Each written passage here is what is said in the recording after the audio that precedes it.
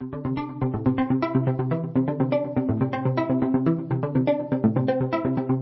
and welcome to the 12th House Podcast. I'm Michelle Pelizon, your host and head witch in charge here at Holisticism. And today we're going to talk about some things. We're going to talk about imposter syndrome. We're going to talk about the amount of online experts out there that exist. And we're going to talk about how to establish credibility in your space without being an asshole. Man, I crack myself up sometimes. I am stoked to talk about this because I just taught a class with my friend Amanda Huggins on, well, a couple things. I've been thinking about this and talking about all of these sort of topics sort of floating out in my little, etheric atmosphere for the last couple of weeks. I just had a class with my friend Amanda Huggins on imposter syndrome. And let me just tell you, imposter syndrome is not something I think about a lot. I think kind of because now I know. No, I don't think. I know because when I start thinking about imposter syndrome, all of a sudden I start worrying about imposter syndrome. And so it's kind of like in Scooby-Doo, the cartoon where the Scooby gang would be like walking down a set of stairs in some creepy, haunted house. And then they'd like flip a switch and the stairs would turn into a slide and it would take them down to like a basement. And then they'd be locked in the basement with the evil guy. That's kind of what I feel like imposter syndrome is. It's this very slippery slope of like, if I walk on the stairs, it will take me into the fiery pits of hell and imposter syndrome, and I will question everything that I am and why I exist in the world. So if I just avoid those stairs, I don't need to think about it, which I would say probably isn't the healthiest form of action. But, what can we do? We can't be perfect all the time and healthy in everything that we do. But it ended up being a lovely experience to work with Amanda on this because she's so smart and she's such a great teacher when it comes to working through anxiety and personal development stuff. And I learned a lot about myself and my own sort of like reckoning with imposter syndrome through talking about it and teaching it to other people, which we're going to talk about in this episode. But I also was talking to my friend Emily Rousseau, who's an astrologer. She's been on the podcast before about just the pace of the online world. We were talking about things like cancel culture and just how divisive the internet is because Emily recently got off of Instagram and I'm itching to follow suit. To be honest, I'm a little too much of a scaredy cat, I think, to completely delete my Instagram, but we'll see what happens. Maybe I'll work the ovaries up to do it at some point in my life. But we were talking about how we don't afford ourselves the spaciousness of time to really come to a determination around what we're seeing on Instagram, on social media, in the internet. If you think about, especially with Instagram activism, which is, I feel like, a great example of where we see this a lot, something happens. And we are immediately asked to respond and to have a clear, considered, thoughtful, and actionable response to what we see.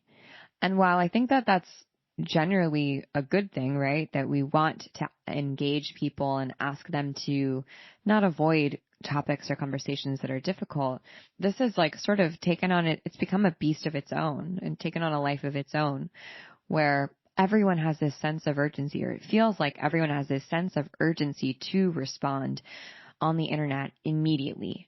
And if people don't reply, or if they don't respond, or they don't come out with a public statement, we're really quick to call them, unethical or bad people, or to, sometimes even try to cancel them, right? And that feels so black or white. It seems so radical and not in a good way, and extreme, to ask people to make up their minds and not change their minds and come to the right decision instantaneously when there is so much complexity and nuance in every single situation that we see on the internet. And we joked about the memification of astrology when Emily was on the podcast, but that's also just what happens on the internet, right? On social media, there's a flattening of these experiences, of these dimensional nuanced experiences and situations that happen. And there's not always a clear black or white answer. There's often not a clear black or white answer. Really, most of the time, the answer is somewhat gray and evolving and changing and ebbing and flowing and transforming. And we ideally, as people, especially as really intelligent, thoughtful people, should give ourselves the spaciousness to change our minds, to have a couple days to think about how something's working for us and to maybe like mull it over and really consider it and think about it. I know that my gut reaction a lot of the time is not like the right answer. I'm an emotional projector, so there's almost no truth in my emotions when I first feel them. I really need to like sit in something and let my emotional wave sort of ride. And sometimes my emotional wave, if something is really intense, can be many days that I need to like sort of let myself chill. Sometimes it could be just one night that I have to sleep on a decision or an idea or my perspective. But Emily and I were just talking about that, and it made me think about how we're so quick to call ourselves experts or to push ourselves to be experts online. And it's so easy to do that, right? Anyone can put expert in their Instagram bio or on their sales page or in their marketing copy. And all of a sudden that's what you are. And while that's kind of cool and interesting because it doesn't necessarily gatekeep information and access because we have the internet. So someone could be an expert in something who never studied it in school or who's had a ton of experience in it, or even someone could be an expert or considered an expert who's very young. And traditionally we wouldn't consider young people to be experts in anything. They have to sort of pay their dues, right? That's a very patriarchal idea. But on the flip side of that, if anyone can call themselves an expert, then it kind of like demeans this word or takes some value away from this word. And I think a lot of the time we rush to call ourselves experts or become experts in a space because of imposter syndrome, because we're looking for credibility, because we're looking for something that's going to prove our worth. And the truth is like, nothing's going to prove your worth, dude, to anyone. Nothing can or will. You can't change how people decide to perceive you or understand you. All you can really do is do your own work, put your head down and look at yourself and do the work to create credibility. And I want to say like maybe the word ethic, credible, ethical work in yourself, work that you can stand behind. And I think that there's some sort of like weird formula or recipe combination that comes up of like trying to project confidence and faking it till you make it, which is like so not my bag, or like acting as if. And part of that comes with creating really beautiful branding and calling yourself an expert and sort of like big chest talking, like, you know, talking a big game, in order to make up for the areas and insecurities that we feel really small in. And I wonder instead if we can just like acknowledge that we might feel small, we might feel a little out of our depth, we might feel a little bit scared, and that's okay, and we can still show up anyways. So I want to talk a little bit about that. To be honest, I don't really have any answers. You know I don't. I mean, I got some ideas, but I don't have the answer. And I think that's what we do here best at the 12th house at Holisticism, is say that we don't have those answers and give ourselves the spaciousness to kind of muddle through them together. And that's the point of intuitive business, right? It's not to like go hard and fast and tell you that there's one right way to do things. The goal of intuitive business and running an intuitive business is to check in with yourself and to decide what's right for you in any given moment. We're so obsessed with black or white thinking because that's how our brains are hardwired. I'm reading this really great book called Black or White Thinking, which is fantastic. I can't recommend it enough, but we have black or white thinking because it's what keeps us safe, right? If we can categorize things into good or bad, into isn't going to kill me or could kill me, then that's more likely to keep us safe and keep us alive and keep us propagating this planet with more human beings, right? And our brains love to compartmentalize and to categorize anything that we possibly see. Again, keeps us safe. It's how we operate in the world. But black or white thinking can also really prevent us from having a full experience of living in the messy middle and living in the gray, which is usually where the most interesting things and also the most true things exist. It's where nuance and complexity lives and dimension lives. And that's where personally I want to be. I don't really want to be in that Instagram flattened, one-dimensional black or white world that's so boring. I want to live in the human world, which is messy and complicated and complex and emotional and both and. It can be two things at once. So let's talk a little bit. I want to walk you through the 4 archetypes of imposter syndrome because I think it will be really helpful in just kind of planting ourselves in what might be potentially coming up for us if we're worried about not being good enough or not being expert enough. And we're either overcompensating by like blasting on billboards that we're the best expert, only expert in the world, or undercompensating by not taking ourselves seriously, not putting ourselves out there, and really like stealing opportunities from the potential people that we're here to serve and help. Because if you're not out there in the world doing your thing and helping the people that you're here to help, then they're just looking for you, right? They're like, where's my friend? Where's my person who's going to help me? And you're all self-conscious, worried that you're not good enough. And in the meantime, they really need you. So let's talk about the 5 archetypes of imposter syndrome. I love archetypes because I'm a spooky bitch, and we have a really great podcast episode on the intro to archetypes. So if you want to check that out, it's in 2020, and it was a beloved episode. So many people downloaded it, but it'll tell you a little bit more about what archetypes are and how you can identify your own archetypes. But basically, Cliff's Notes version, we all contain multitudes. We contain infinite archetypes. We embody infinite archetypes, but we have our own like sort of set of archetypes that live with us and that we embody throughout our lives. They're kind of like our home archetypes or our personal archetypes. And we tend to have 12 to 15, but archetypes show up all over, right? We can play out archetypal relationships. We can have archetypal journeys that we embody. We have an archetypal intuitive entrepreneur journey, which we go over in the North Node, which is our private members community for intuitive entrepreneurs. And I'm going to talk today about the 5 archetypes of imposter syndrome and effectively kind of the roots of imposter syndrome. You can think of imposter syndrome as sort of this umbrella term. I don't really identify with imposter syndrome. Like when people say, you have it, or I have it, or can you give me advice on imposter syndrome? At first blush, I'm like, no, I can't give you advice on that because I don't really identify with feeling like an imposter. Like I feel like myself.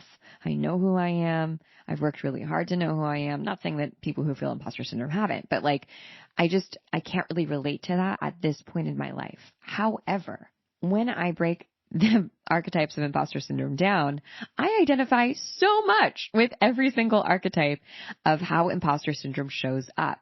So while you might not feel like, the sort of typical classic imposter of like, what am I doing here? Everyone's smarter than me. Oh, they're all going to figure out that I'm not good enough, right? While you might not identify with that, you might identify with some of these archetypes.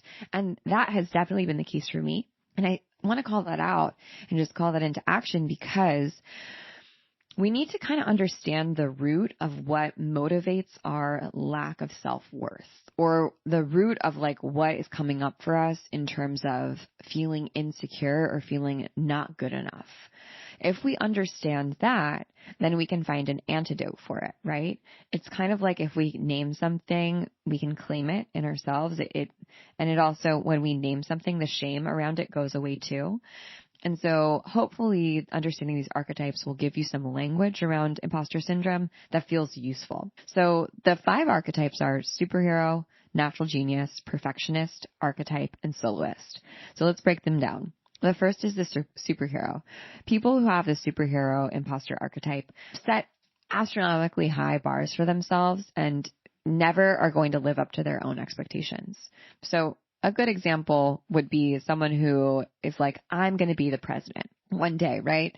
Or maybe, I'm going to leave it there. I'm going to be the president. Okay, great, cool. It's really hard to be the president, even when you're like really amazingly talented and you've done decades of work and you've been an incredible leader and lawmaker. It's really hard to be voted as the president, right? I'm not saying it's impossible, but that's a very high standard and bar to set for yourself. So someone who maybe has a superhero archetype might put that for themselves, drive themselves really, really hard to meet that goal and always fall short of it. Or maybe someone who has a superhero archetype will say, you know what? This year I'm going to make $5 million in my business. I am doing it. I'm going to grind. I'm going to fucking hustle and make it happen. When last year in their business, they only made $25K. Not only 25K, but between 25K and $5 million, there's a big gap, right? And hello, we were in a pandemic last year. Like, it's a rebuilding year. It's all good. But they give themselves a super high expectation, super high bar that's nearly impossible for them to achieve. If you think about how much you'd need to do in the span of a year to go from making $25,000 a year to $5 million a year, you'd need to create new systems. You'd need to hire a team. You'd need to scale yourself to insane levels. You need to take up and pick up lots of new skills and tool sets. You need to do lots of networking. It's not impossible, but it is almost impossible. That's not to say that you couldn't make $5 million in 5 years, but to make that leap would almost be setting yourself up for failure. And when someone has really high standards and goals for themselves, and sets an impossible goal. I actually love the exercise of setting an impossible goal because it asks you to work backwards and say, okay, well, what do I need to do or master or understand in order to get to that place? And then you start doing it. And you might not make your impossible goal, but you definitely have set yourself on track to get closer to that thing, right? When this could fail is when we are superheroes and we expect ourselves to meet that goal and then we don't. And we haven't given ourselves any grace or any opportunity to grow and evolve and to make up for lost time. And we're just pushing constantly. And we have this expectation that we have to do it or else we are total and abject failures. Superheroes drive themselves really hard and they set this impossible standard for themselves. The next archetype is the natural genius. Natural geniuses remind me of the gifted and talented kids. So anyone out there who used to take a ton of APs and IB classes and, always was at the top of your class, had a 4.7 GPA, you might identify with a natural genius. Natural geniuses are people who have naturally gifted, extraordinary abilities, but they feel devastated the first time that they fail at something because life has been so easy for them. They've been so used to achieving and doing well. They haven't really had to work in the same way that someone who's not naturally gifted might have to work at something. And so the minute that their talent is sort of called into question, because most of their identity revolves around their natural, gifted nature, they really start to question themselves. I totally relate to this, not because I'm a genius, but because I was a pretty talented dancer growing up. And I was really lucky to have access to great teachers and to have a family that supported me and my education when it came to dance. So as a result, I got to practice a lot and I became really good at it. And I ended up going to college for dance. I went to NYU, which is the best school in the country, or I haven't checked actually because I don't really keep up with that stuff, but it was at the time for dance majors. And I remember walking into class, and although I'd always been the best in my class growing up and going to summer camp and studying at, different academies, I felt so small and so not good enough at NYU, surrounded by, my 30 peers who were just so incredible at everything that they did. I felt like I didn't deserve to be there. I wasn't smart enough. I wasn't cool enough. I wasn't talented enough. I didn't have enough to say. I just wasn't. And honestly, as a result, for the 4 years I was at NYU, I really stayed small. I just didn't feel like I was good enough, even though I was, and even though I had amazing teachers and the environment was so supportive, because I had this crazy imposter syndrome that paralyzed me. And so maybe you relate to that of you were used to being the best or being really special or really talented. And then you walk into a room with other talented, special people. I feel like I see this a lot in the wellness space too, where people are naturally gifted, maybe super psychic or intuitive. And then they meet people who, I don't know, have been doing this for 20 years and can see ghosts. And they're like, wow, who am I to be practicing this work when I can't predict the future, or I don't see ghosts, or my spirits aren't talking and ancestors don't talk to me and visit me at night. How could I possibly be teaching spirituality to other people? And if you're a natural genius, you're always going to find a way to make yourself be small in comparison to other people who are also naturally talented and naturally gifted. And just because someone else is also good at what they do doesn't mean that you're not good at what you do.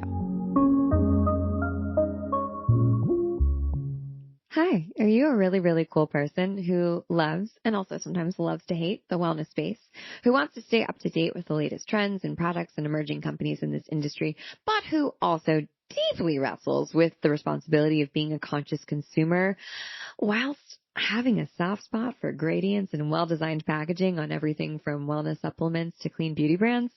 Same, my friend. Very, very much the same. We created The Cusp just for you and for us.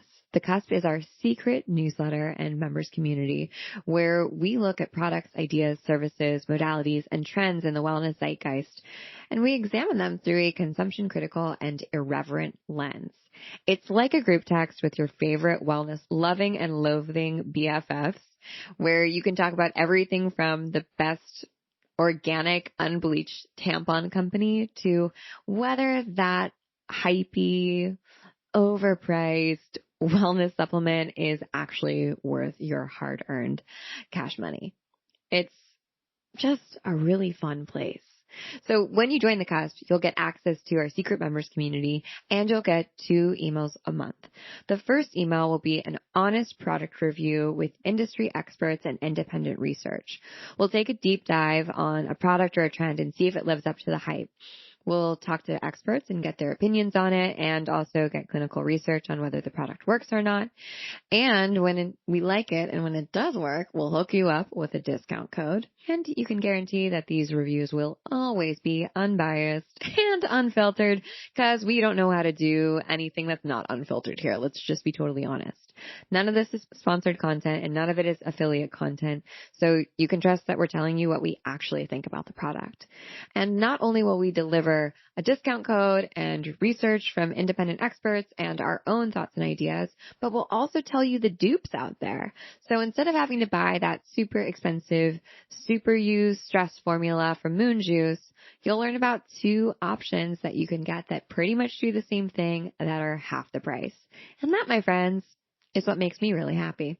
In the second email of the month, we'll do an industry deep dive and trend market research report on the latest industry booms, niches on the rise, and what to look out for to keep in step with what's going on inside the wellness space.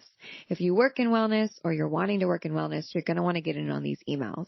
Not only will you be the smartest person in your group chat talking about what's trending in wellness and well-being, but you'll also learn about potential new opportunities that you can pounce on yourself. So if you're thinking of starting an intuitive business or you already work in the wellness space and you want to get ahead, I very, very much recommend joining The Cusp. It's only $5.99, which is like less than the cost of 2 kombuchas. And you get the first 2 weeks for free, so you can try it out yourself. And oh my God, I totally buried the lead. But in addition to our products of the week and our white papers, our research reports, and the freebies that you're going to get every single month, we also have an area called Windows of Opportunity where we put up amazing job openings that are vetted by our team for companies that are in the wellness industry that are vetted by us and that we know are in integrity and in alignment with the values of holisticism. So if you're looking for a job in this space and you want to make sure that you work with someone who is low-key awesome, then Windows of Opportunity is for you. And you get all of this inside The Cusp. It's so cool. It's so fun. And honestly, it's something that we've been working on for a really long time. And we finally have the resources to be able to make it exactly how we wanted it. I cannot wait for you to join and to just spill tea with you inside of The Cusp. So go ahead and sign up at holisticism.com/the-cusp and you can get in for 2 weeks for free. If you don't like it, no big deal. You can cancel before your 2 weeks are up, but I think you're going to like it. Here's what some of our Cusp members are saying about The Cusp.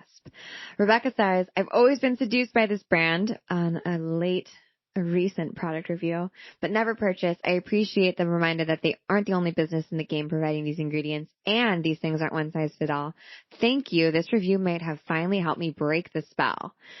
Tatiana says, I've been waiting for this right here. I just started this product after coming off of another product, and I wish I'd got this before I bought it, but I'm still excited to learn more about it.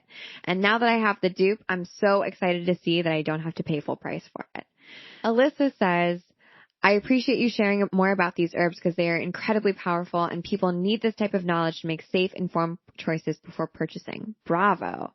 Ray says, I am so jazzed about this new offering. This is exactly the no BS review that I've been needing. And Ashley says, this is amazing and so worth the extra $5 a month. As someone who wants to be healthy from the inside out and who's really into labels, this was so thorough. And I loved hearing an expert point of view with that expert's credentials. Oh my God, I am so thrilled and I will be buying the dupes. And that's just some of the people inside the cusp. There are so many amazing, fun, awesome humans, and I just can't wait for this party to get started. So go on over to holisticism.com/the cusp and join yourself. It's the first 2 weeks for free. You got nothing to lose. And trust me, you're just going to have fun. We're really fun. And if you're really cool, you're going to fit right in. All right. That's it. Let's go back to our regularly scheduled programming. The next archetype is the perfectionist. Oh, perfectionist. We know them. I know her. Perfectionists are, in terms of imposter syndrome, they are focused on their achievements so much with such myopic vision that they really can only focus on the flaws. Because their gaze is so narrow, they become obsessed with just seeing the things that aren't working. And I like to think of like pulling the blinders off when I think about a perfectionist because their vision is so laser focused.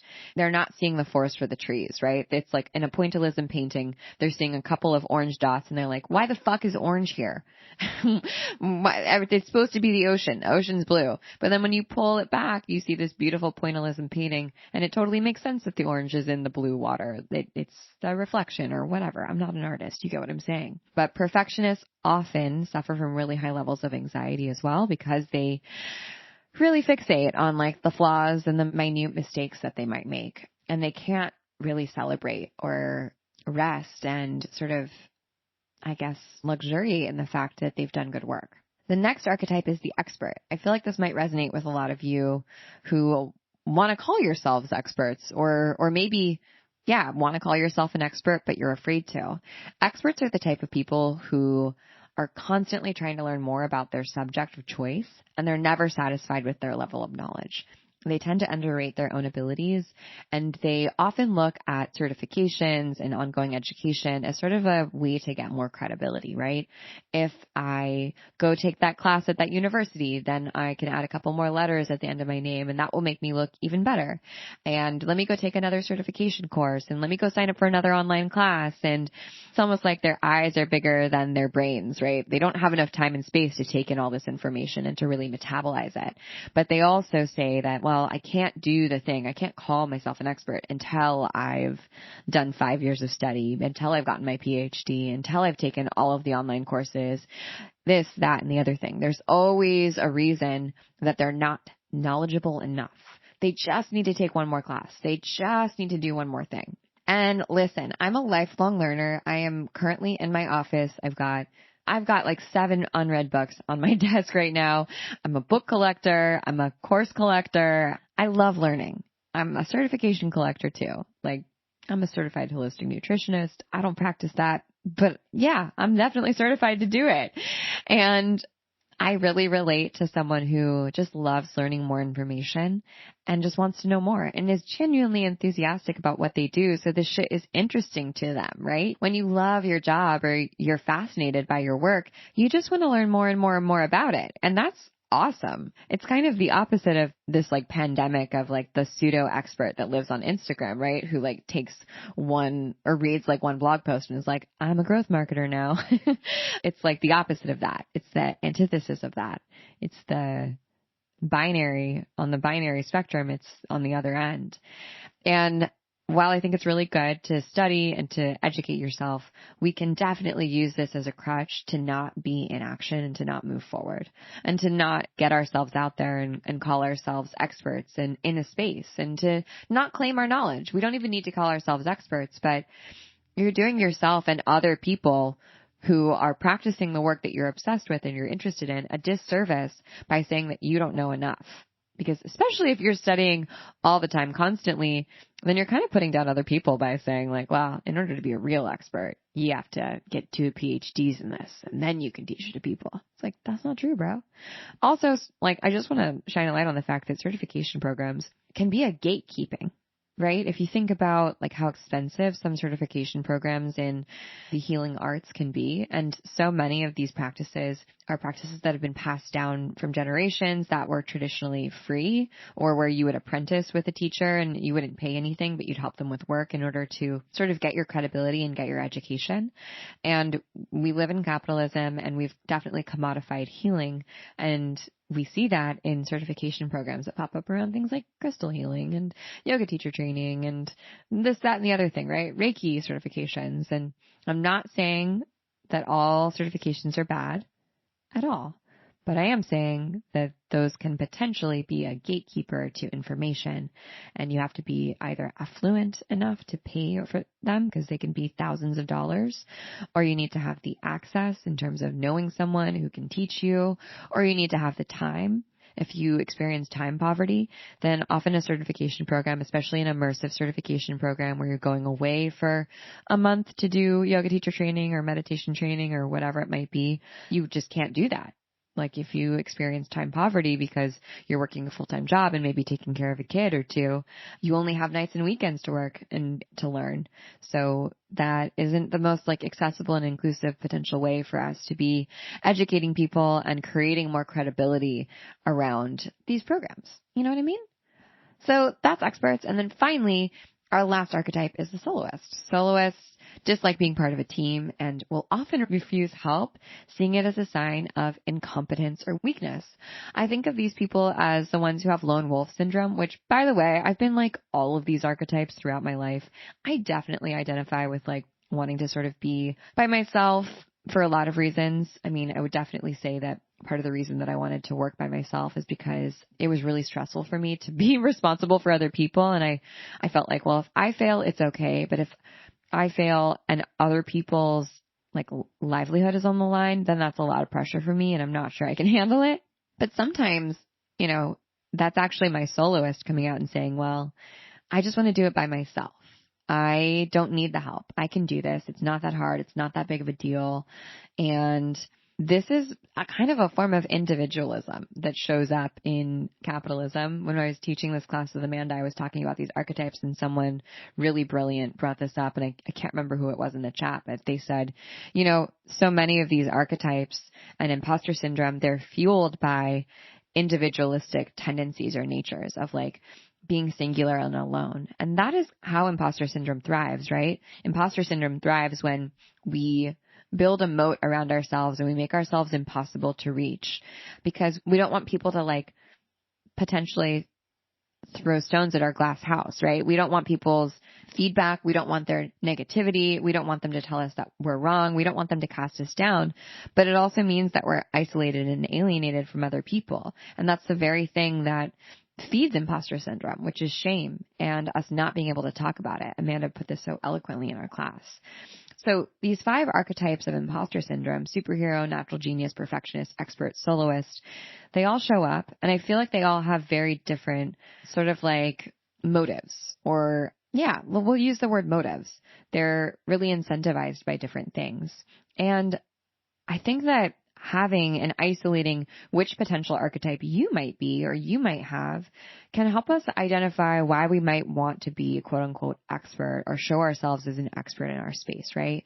Why we might want to create credibility around ourselves and what might be either holding us back from doing that. So keeping us small, keeping us scared, keeping us from showing ourselves to the world and showing the world our light, or the opposite, preventing us from being honest and authentic and making us sort of like flex in an inauthentic way, I guess I could say, and tell people that we have sort of like this pseudo level of confidence where we're talking about how amazing we are and how expert we are and how genius we are.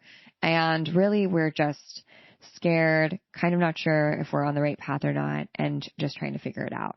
And that is the worst feeling in the world, when you're projecting to everyone else that you feel one way, but inside you feel the absolute opposite. That sucks. And I don't want that for you, because that's paralyzing, and that's not the point of your work. Your work is meant to feel expansive and spacious, and it should inspire you, and it should inspire the people that you work with. And whether those are people who are your employees or your teammates, or they're people who you actually help. So let's talk about where we go from here, right? If we've acknowledged our imposter syndrome and we want to be experts, we want to show up in the world. I keep saying the word expert, and I hope you know that I kind of don't really mean it. When I say quote unquote expert, I just mean we want to be able to show up owning it, right? Owning what we know, and also owning that we don't know everything in the world. And I personally would not call myself an expert in anything. I mean, if someone asked me, like, what are you an expert in? I guess I would say, like, being myself. But even then, I'm not always an expert in being Michelle. You know, sometimes I'm like, I don't get this person. What is up with my brain? This is so weird. So I don't think you need to feel like an expert in order to like do really amazing work. And while I wouldn't necessarily call myself an expert outright, I know a lot about a lot of stuff. I've had lots of experiences. I've had lots of practice. I've had lots of study. I've made lots of mistakes, and all of that gives me a level of confidence in my abilities. Even if I don't call myself an expert, I know that I have something valuable to share and to give to lots of people, to lots and lots of people. And it's my absolute honor to be able to deliver information and tools and help through my experiences to those of you who maybe are listening out there. So I think that ideally that's the place that we want to be at, right? We want to acknowledge and be humble and say, you know, I don't know everything, but I do know a lot. And more importantly, like, what I'm here to do is get in front of people and help them. I'm not necessarily here to like elevate myself and be the center of attention, but what I am here to do is fulfill my purpose and like help make this world better. So how can we do that? How can we find and strike a happy medium or a happy balance between the two of these things? Well, the first thing that we need to do is just create credibility for ourselves. Okay. So to establish some credibility in our space, we want to show people instead of telling them that we're experts. Because when we just slap #expert onto our Instagram bio, it's not so believable, shockingly enough. So there are a couple of different ways to create credibility in your space and for yourself in the work that you're doing. The first way to create credibility, if you think about your credit score, which is sort of like a credibility index, right? Although credit scores are fucking whack, but we're going to use that example. One of the ways that you increase your credit score over time is to just have a credit score. So the sooner you start a credit card and you open up a credit card, the better your credit is going to be over time, because one thing that credit card companies look at is how long you've had a credit card, because it shows that you're responsible, right? In some way. I would argue that there's other insidious reasons that they put that as your part of your credit card score, like they want people to be using credit cards earlier in life when they don't understand them. But that's neither here nor there. What are my conspiracy theories around for? Anyways, I remember when I first opened a credit card, I was like 22 and I didn't understand how to do it. And I had such a hard time, even though I'd had a job and like was making not good money, but not bad money, enough money to like have a credit card. I'd never opened a credit card before. And it was really hard for me to convince Chase Bank to give me a credit card, weirdly enough. And now that I've had a credit card for almost a decade, it's much easier for me to convince Amex to give me a credit card, right? So it's the same thing with our credibility. We want to show up, and the way that we can show up and create credibility is by existing and stepping outside and saying, you know what, I do this thing, and like I've been in this space for a while. If you talk to people who call themselves experts, often what they do is say, I've been in this industry for the last 10 years, or I've been working on startups for 2 decades, or I've spent 5 years studying research around ghosts, right? Because when we can tell people that this isn't just like, I was about to say a drop in the bucket, but when we can make it really clear that we are dedicated to the work that we're doing, we often do that by saying, I've been working on this and focused on this thing for a long period of time, because it shows that we're not sort of like wishy-washy in some way. Now, I would argue that there are lots of manifesting generators out there who jump from thing to thing to thing, and that doesn't make them wishy-washy or flaky. It just makes them interested in lots of things. And I would argue that there are lots of generators out there who focus on something for a really long period of time, and that doesn't necessarily mean that they enjoy it and that they're an expert in it. But again, we don't want to get into black and white thinking. There's lots of nuance here, but in general, when someone has been working on something for a long period of time, we understand that we can trust them. They're not going to flake out on us. They've got some level of consistency, and they're in it for the long haul. There's some longevity to the work that they're doing. And that means that they're probably less likely to screw us over because they're not looking to make a quick buck because they've been doing this thing for a while. And it also means that they've got some experience, right? They've got lived experience. So if you're worried about not being an expert in something, if you're worried about establishing your credibility, I would recommend getting started on the thing, just doing it. Get started on whatever it is that you want to become an expert in, and don't wait. It's just like when we talked about in SEO, getting your website up and running, because that's going to, even if you don't have a lot to put on there, even if you're not exactly ready to launch your business, because the longer you have a website, the more weight Google gives it. It's just like a credit score. I think we actually used that analogy last time. Same thing here. Just get started. Just get started in this space. Don't wait. If you're interested, begin. You don't need to have a big grand opening, blowout and tell everyone that you're quitting your job and this is what you're doing full time. You can dip your toe in the water and still sort of carve out a space for yourself as you figure out what it is that you want to do and what you want to be an expert in, or what you want to learn more about, or how you want to help people. That would be my first recommendation. Just get started. My next recommendation would be to start teaching. And now I know that this might sound like a little bit out of left field, but one of the best ways that we can really metabolize information and understand it for ourselves is to teach it to another person. I don't know if you've ever worked at a company where you took on a new role and you were trained in the role, and then a couple months later, maybe you moved up, or maybe someone else on your team got hired and they were going to take over aspects of your business. And when you had to teach your skills to that person, you realized, first and foremost, you're actually really good at what you do. And second, that you're actually kind of an expert in this thing. And that 6 months ago, you definitely weren't. You did not know what you were doing. You were fucking it up all the time. But once you have to teach it to another person, it asks you to really internalize and understand the concepts that you're practicing on a day-to-day basis. And when you teach it to another, then you become an expert. And this gets thrown around a lot. One of the best ways to become an expert, quote unquote, is to teach what you know to somebody else, because it asks you to sort of articulate your thoughts and ideas and feelings that maybe have been sort of floating around in a cytoplasmic soup in your brain, and put them on paper, or put them in a Canva template slideshow, and regurgitate them to somebody else in a way that they can understand. So if you want to become an expert in something, first try to teach it to somebody else. And you can do that by teaching for free, right? You can teach free classes. You can do that by making content, whether it's free content where you write a blog post, or where you create a slideshow that goes up on your Instagram, or even, I don't know, you could create a summit around an idea or a topic and have lots of guest experts come in.